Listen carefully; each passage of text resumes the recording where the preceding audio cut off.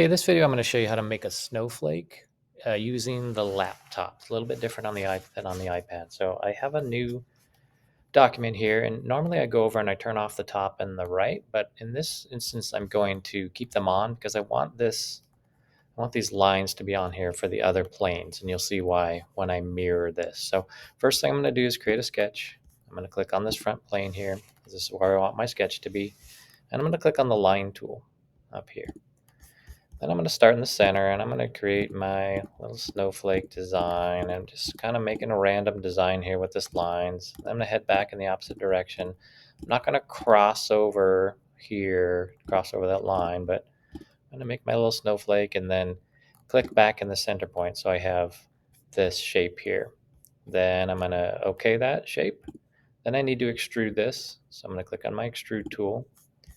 And then I'm going to extrude this, not very big, just to like 0.1 inches. And there we go. So you can see I have my extrusion there, my little shape that I like. Okay, so now what I'm going to do is I'm going to find the mirror tool, which is the tool up here that looks like it has two little L's that are joined together. I'm going to click on my mirror tool.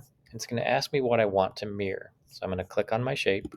And it's going to ask me what plane I want to mirror around. So in this case, I'm going to click on the line going up and down because that's my other plane. Once I do that, then it's going to mirror that from one plane to the next. And then I'm going to OK that. Now I want to add another circle to this. So I'm going to go back and create a sketch. I'm going to click on the plane again. I'm going to add a center point circle. And it doesn't really matter how big this one is. I'm just going to make it just a little bit bigger than my snowflake arms there. Okay, I'm going to OK that. Then I need to go up and I'm going to search for this tool that's called circular pattern.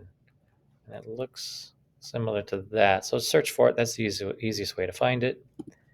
And then I'm going to click on both of my shapes. And then it's going to ask me which axis I want to make my pattern around. So I'm going to click on my circle, and you'll see that it will then spin those shapes around my circle. So what I can do is here under instance count, I can change this if I want to make it a little bit more arms of my snowflakes. If I do it at 8, you'll see it kind of adds and fills in there. So once I'm satisfied with that, I'm going to click on my check mark, and now I have my snowflake.